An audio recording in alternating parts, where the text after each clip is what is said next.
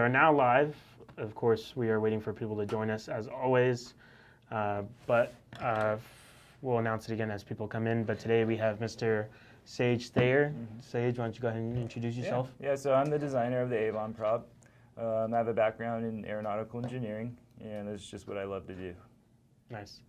And let me go ahead and pull up this live stream. So today we're going to be doing a giveaway, as you see if you're reading the live stream post. But another thing about today is we're going to give you guys an opportunity to ask any questions you guys would like to ask. And Mr. Thayer here will go ahead and answer them for you. We also have some questions of our own that we're going to go ahead and ask him so you guys could hear his responses. Of course, we do have some questions that have been asked before. So let's go ahead. This will help me a lot being able to see how many viewers we actually have. So right now it looks like we have 3 people with us. How's it going, everyone? I recognize some of those names. Really appreciate you guys that tune into all the live streams. Makes me happy. And so for those of you that don't know, if you're just joining us, we are doing a giveaway. As always, like this post, comment below, comment anything you'd like about the Avon prop, about EMAX, and if you have a question, that's even better. Go ahead and ask Sage any question you'd like. Oh, within reason, any question you'd like. Let's keep it to Avon, because that's more what he'd be able to answer. And make sure you also share this post. Let your friends know we're here. Let them know we're live so they can get in on the giveaway too. We want to get as many people as we can to try these Avon props out. So while we're waiting for some people, Sage, which one's your favorite color? I like the clear ones. Really? Yeah. The color kind of makes them a little more brittle. Look at that. The blues. Come on. All right, so we have a few more people with us. How about we go ahead and start with one of the questions that we have pulled up. So first question, you ready? Yeah. What sets the Avons apart from other prop choices out there now? Well, so the Avons were the first prop specifically designed to match a motor performance. So from EMAX, I was able to get the performance out of their new 2306 motor. That allowed me to sort of design the power curve of the new Avon prop to match that motor's torque curve. And that allowed me to set the efficient points of the prop to match the efficiency point of the motor, and that gives you a more optimum system. Nice, great answer. Now, next question, we'll go ahead and do one more, and then we'll check back at the live stream and check in who's here with us. When beginning a design for something like a propeller, where do you start, Sage? Yeah, often this is the hardest thing in engineering. It starts with like how you set your constraints. So when deciding when to design or how to design a prop, you got to decide like how much weight are you going to carry, how fast is this prop going to go, how many, like what RPM is this set to like spin at. So we sit down, you set these constraints so we actually have a point to design to. Nice. Okay, so this next question we'll go ahead and ask too, since it kind of goes with that one we just asked. From constraints, where do you go from there? So once you have the constraints that you need the prop to meet, what do you do from there? Yeah, so this is where like the tedious engineering comes in. So from there, we sit down, you have to break down, you build up a potential flow theory around the airfoils. You sit down, you decide sort of like how strong it needs to be, how much it needs to weigh, how light it needs to be, and you go from there to match to the design point. And one optimizing condition, once you know the flow around the propeller, is something called the Betz condition. That sort of sits down and guarantees your optimum performance to that design point. So I can sit down and sort of, within a degree of accuracy, know its performance based off that design condition. Nice. So we already have our first question here on the live stream. Someone asked, how do these props treat your Lipo'S? So that's an interesting question, because at the end of the day, like what actually kind of destroys the Lipo? Is it the prop or is it how you fly? So if you're sitting down and you're punching throttle the whole time on any sort of prop system, you're going to just destroy your battery. Now, we designed a prop to give you the most performance they can absolutely get. So if you're going to punch full throttle, these props will go faster and give you a lot more power than anything else out there. Yet you don't have to be punching throttle the whole time. So if you're flying normal, like around a normal racetrack, these are completely fine to your battery and everything. But if you're sitting down punching throttle every 10 seconds, obviously it's not going to do too well. So I'll add to that question, and kind of I think would even help with answering the person's question is, do you think that it also depends on what kind of motor you're using? So if you're not using the right kind of motor, it could definitely be Yes. harder on your batteries because your motors are working overtime to spin it? Yeah, exactly. So this prop specifically was designed for the 2400 kV, the 2306. So you need a motor that has enough torque to drive it, and then you don't want to overdrive it, like too many RPMs, as in too high of a kV, because then you're just draining too much current out of your battery. You're not hitting the optimum point of that motor for this prop.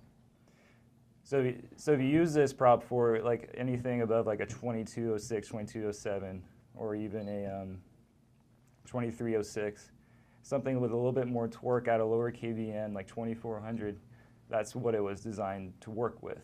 If you're using this prop on like a 2206, 2600 kV motor, you're obviously going to kill batteries because it cannot provide the torque to spin it that fast, and then you're just going to suck current out of your battery. So moral of the story is match the prop with the right motor. Mm-hmm. And as you guys see, you're watching the live stream now, we have the EMAX USA Facebook. If you're ever curious, would my motor be good for the Avon? Please feel free to message us, ask us a question. If you're honestly not sure, I know a lot of people are new into the hobby every single day, so you may just not know. Please feel free to ask us. Be happy to give you some recommendations if you want to know some motors. You don't have to run the EMAX 2306. It doesn't even have to be an EMAX motor. This prop was designed for, as Sage said, another torquey motor of its kind, just optimum with the 2306. Would that be the best way? Yeah. I'm not an engineer like Sage, but I'm trying my best to explain it, as just not as well as he did. Let's see. So when you are developing a new product, do you guys aim for professional level performance or the backyard casual flyer? What would you say about this prop? So products, that's different. Sage can't answer everything like that, but let's say we're talking about props, so let's talk prop. Like, would you recommend this prop just for professional racers or just for pilots that want to experience the most performance, or how would you word that? I give it to if you want to fly with the most performance, and that goes hand in hand with racing. Some racers will want that, and then some people in the park will want that. Like I started flying just in the park, but always just loving racing, always wanting to get more performance out of my quad. But this prop is just geared towards if you just want all that power. All right, Chad Campbell asked exactly how we were talking about before, motors. What about the RS2205 2600? So as Sage said, definitely you would want to use a different prop from the Avon tri-blade for the 2205 2600 kV. You want a little bit more torque, like as he mentioned, a 2206, 2207, 2306, even above that. So the 2205, especially being a 2600 kV, definitely not the motor for this prop, correct? Correct, yeah. So that all comes down to like what is the target RPM of the motor you're using. Like the higher the RPMs, the more torque you need to get there. Would they work well with the, so people are asking us, would they work well with 2305, 2450, 2306, 2450? As we mentioned, as long as it has the torque, such as anything above, I would say anything above 23XX is going to have the torque for it. It's just, as he mentioned also, if you're lower KV, do the tries, higher KV above, would you say about 2500 or higher? You should go for the dual possibly to get the best out of it? Yeah, so the dual blade was meant to spin up to higher RPM, specifically for their 2306, 2750. And any other high kV motor, because that prop was easier to spin up. It's a little bit flatter, and then you can actually get to the target RPM. So we have a little bit more of a question on the lighter side. Moses asked, when will they put LEDs in the props? So Sage, can you design a prop with LEDs in it? How about we make them glow first? Okay. We can do that easy. All right, let's see. So right now we have about 19 people, so obviously a lot more people joined with us since we started. For those of you that might have missed the words right there when you started the live stream, we are doing a giveaway. We want to get as many people to try Avons. If you have not tried them or if you have already tried them and you need more, please feel free to like, comment, share this post, comment any question you have, leave a comment. We'll go ahead and try to answer as many as we can. Any that we miss, we'll go back and answer. Moses also said, I'm only watching, I'm not listening. Can you do a short interpretive dance routine about how you design these props? So Sage, go ahead. Just kidding. Okay, so someone asked, why did you guys go with a different material for the Avon than the RK5051? I find myself using the 51 due to its durability, even though it has less control and efficiency. So as far as being durable, I know when I was talking to Sage before, the RK you said is about a gram heavier. Yeah, exactly. So it obviously has more material on it, so it has more material on the blade. Yeah. So if you hit something, it's less likely to bend depending on how thick the object you're hitting Or Would how you be able to fast you're say that? going Or and how so fast you're many going, other yeah. conditions. So there's different variables that go into the difference in durability, but you also have to stand that's a heavier prop, which has more material. Yeah, so the bottom line comes down to is like it's a big trade-off between durability and performance. It's hard to get both, but like this was designed and meant to be just all out for performance prop. So there had to be some trade-offs in durability to get that extra performance out of your quad. Yeah, but as you also saw, some of us have posted that some people have had concerns with the durability, and a lot of people will post pictures that they've had great success. So we have looked into both sides of everything. We've looked into those that say they have great success with durability. I know me personally, when I've crashed, they bend. I know we were just talking about they crash and bend for you. So we do look at those that might have, like you'll see that pic online of it like broken. So we look into that and we see, okay, so we're noticing some that are broken. So we take those numbers of, the reports we have that are broken versus non-broken, and we go back to our factory and make sure that we're assessing all that. What motor would you say these are best for? As you mentioned, the 2306, 2400 kV would be the best for the Avon Tri. Was it a good choice for the multi-GP spec class? Kevin asked. So like we mentioned, the optimum motor for this prop being the 2306, 2400, I would say the Avon would be a great choice for the spec class. Not only as Sage keeps mentioning racing, so I would say that this is going to do great for the spec class racing. Okay, so we'll give some more people some time putting their questions because there's a little bit of delay when you guys ask for when we receive them. We'll go ahead and go to one of our other questions we have written here. Okay, so how does matching a propeller to a motor increase efficiency? Right, so each motor has a specific point where it's most efficient, certain point of RPM in the torque band. So at some point you have your maximum output torque, or at some point you have your maximum efficiency. So knowing the torque curve, I can match the whole power side of the propeller to that of the motor. So we can match the efficiency point of the propeller to the motor, and that ultimately makes a more efficient system. Rather than missing the 2 points, say like the propeller is more efficient at a too low RPM, you're not getting the full efficiency out of the motor, and then your whole system gets brought down.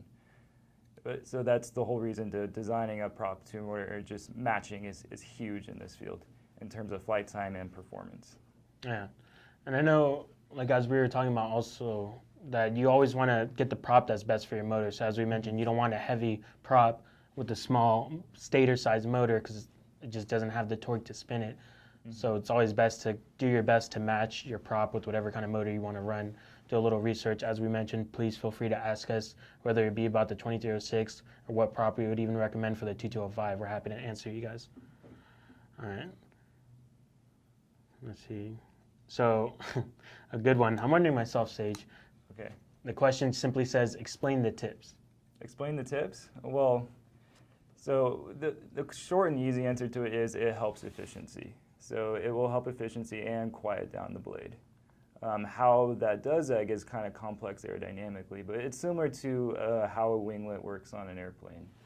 So the whole idea to the tip is it gets a little bit longer. So you can sort of decrease the whole pressure drop point as it moves up along the point, sort of minimizes the vortex wash off the end of the tip. And that in the end will help efficiency and decrease drag and actually make it quieter.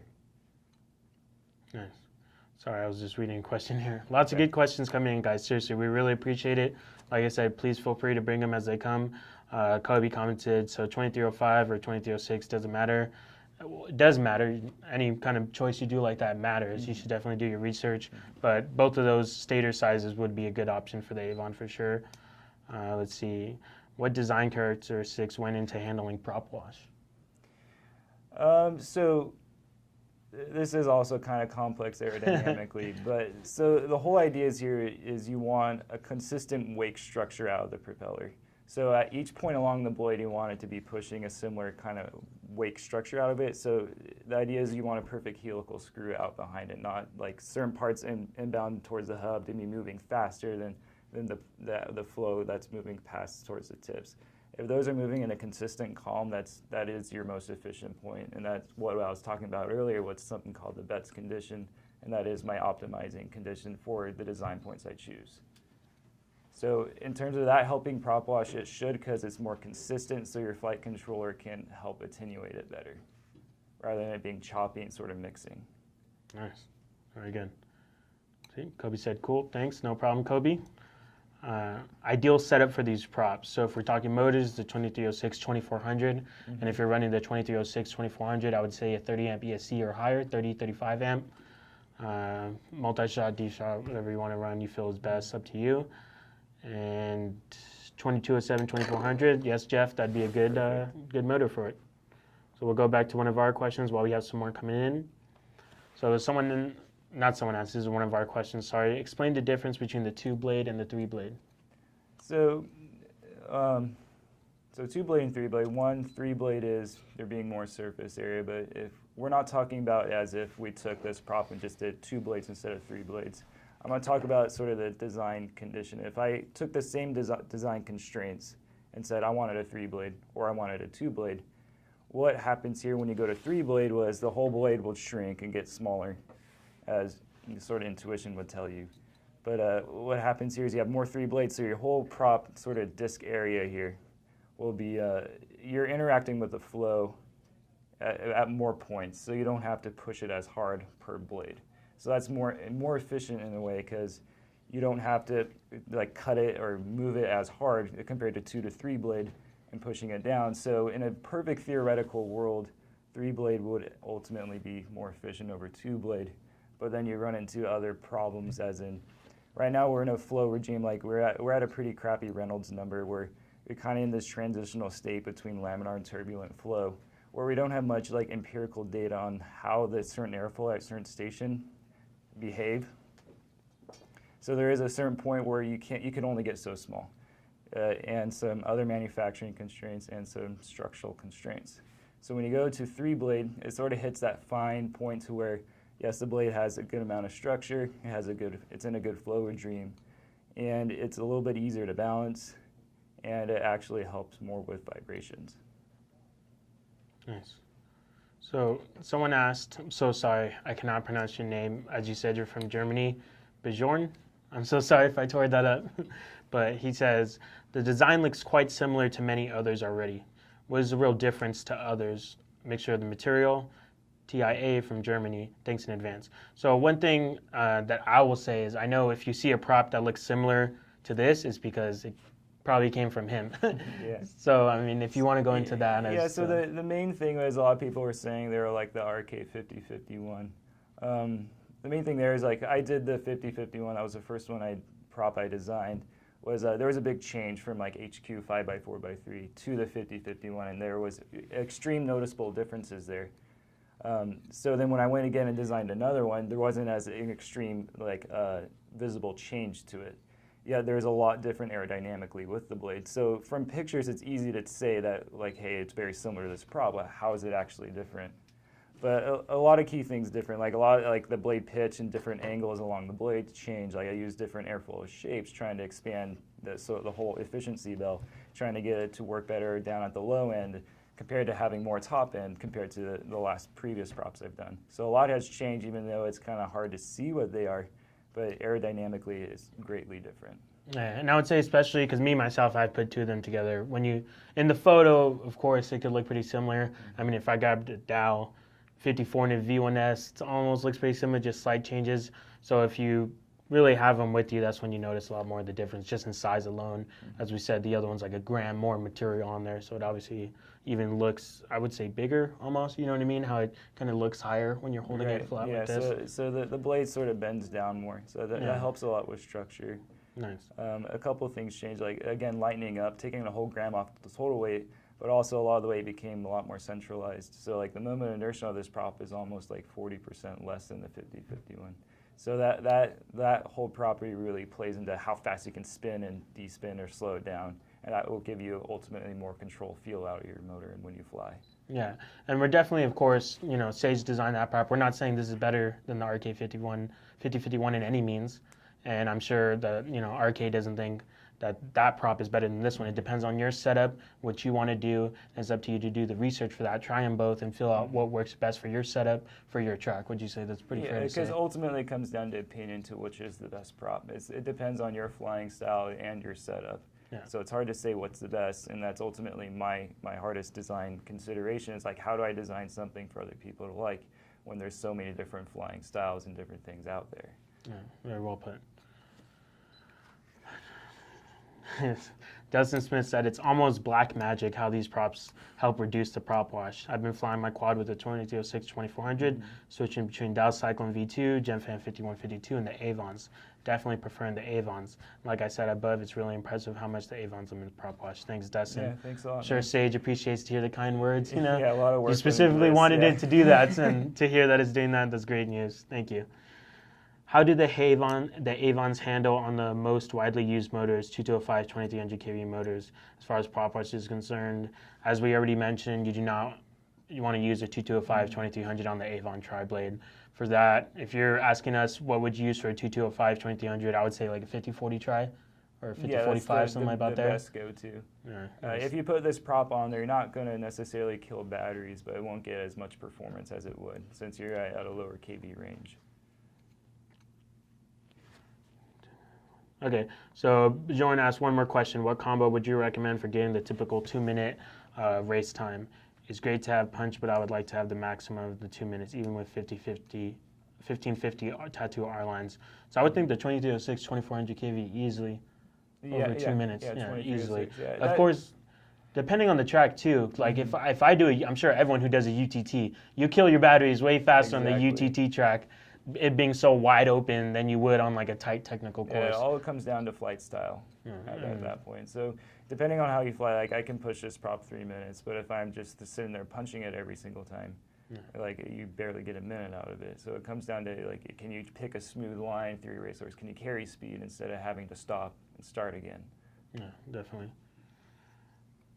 I have a build 220 grams unicorn frame, T205, T-base unified ranking micro. Just running the prop are 5-inch or more, and will this prop do well on low throttle? Yes, it is a 5-inch prop, and they asked, does the prop do well on low throttle?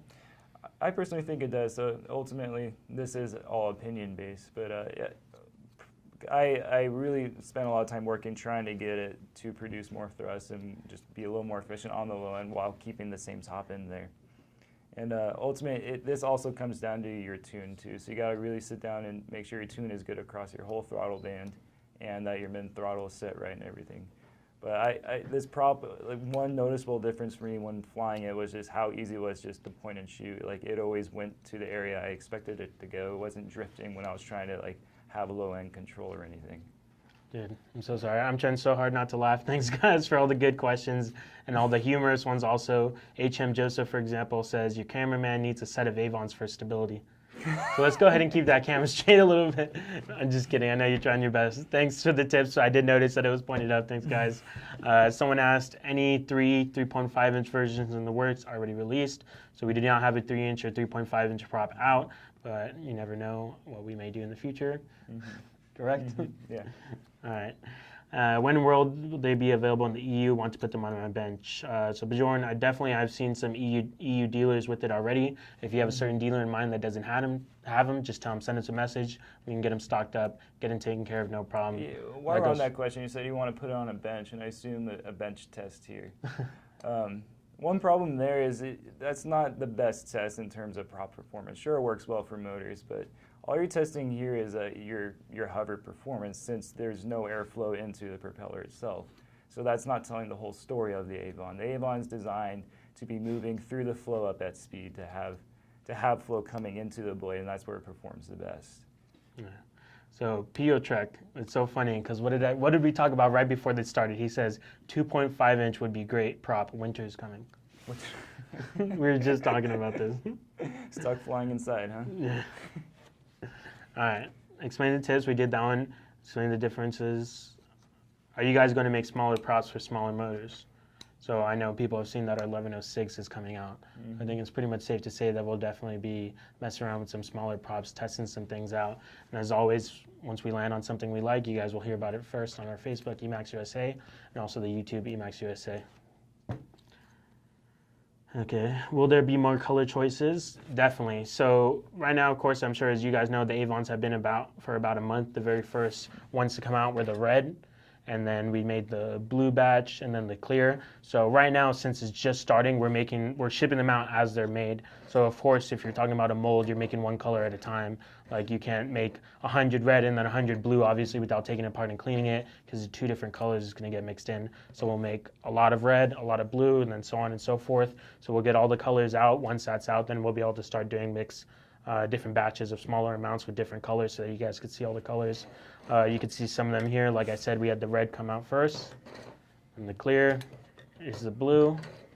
There's some yellow, the green, purple, and orange. This doesn't necessarily mean these are the only colors we're going to have. If there's any colors you guys would like to see, please feel free to comment them. We're definitely always listening to you guys, do our best to make whatever we think is a good idea happen. I love blue blades. Honestly, me too. I told him. I asked him, which one's your favorite? He says clear. I think blue. Did I not know we're recording? I could hear someone flying right now. We're always flying here. Okay. 2 blades for the 1407. That's a pretty interesting one because I know I've seen people running 5-inch 2 blades on 1407. I think we need to sort of work on the 1407 motor first. There's not enough torque available there. But I think it's a very interesting setup. Lightweight builds are always a lot of fun to try. Nice. Blue and green would be sick. Blue's already out. Green's coming, Richard. Thank you.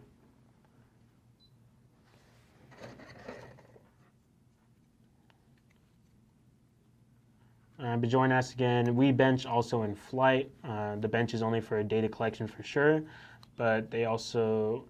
He's asking, are we going to have a 2, a 3, and a 4-bladed version? So the 2-blade is a dual. That's the Avon S. That's already out. Avon R, which is a tri-blade, is already out. 4-blade, not sure right now. But like we said, we never know. We're always listening to concerns. The blades aren't the same. It's not just the Avon Tri that's made into a 2-blade. So the 2-blade was also designed for the optimum design case, the design point. So they are slightly different blade structure, even though they look similar. But the 2-blade was designed to go really fast on the 2306, 2750. Nice. So someone asked, does the color dye affect performance? There was talk of clear cyclones being slightly heavier. Might be nonsense. So the dye definitely adds a little weight to it, not sort of any I wouldn't say enough to be... Like not enough to affect anything, but too much dye does make props brittle. That's why all of ours are semi-transparent here. Yeah. So when you have a solid color prop from like polycarbonate or translucent material, you got to add a lot of dye to it, and that does hinder its like structural ability a lot. All right. So looks like we went through all of our written down questions. We'll give you guys this time to ask a little bit more. I know one thing we said we want to touch on. So when someone's trying this prop for the first time, what should they do, Sage? What are your thoughts on that? Yeah, you always got to retune. So you can't just expect to have a perfect tune for your dowel or your racecraft blade and then put this prop on and say have a back-to-back comparison. Because your prop's one of the most important things on your quadcopter, and that's a huge dynamic part of that system. So your PID controllers are what are controlling that dynamic system. If you're changing the dynamics on it, you got to also change your controller. So it's not fair to just put a one tune and then to then just judge this prop. You got to tune for what you use. And this goes for everything. It's just like if you put the same motor, the same props onto a different frame, you would also have to retune it there. So there's a lot of issues to where you can't just put this prop on and just expect it to work perfectly. You always got to tune everything. Yeah, change your motor, you should retune, change your frame, change your prop. It's best to retune to get the max performance out of it. We want you guys to enjoy them. So make sure you're doing, I would say, correctly and try to do the retune before just swapping it out and changing it because the PIDs you had on there before might not be what's best for it, right? Yeah, exactly. You could also check out our YouTube, EMAX USA, and our Instagram. For those of you that like to use Instagram, EMAX_USA. If you want to purchase some Avons, you can visit one of our many dealers.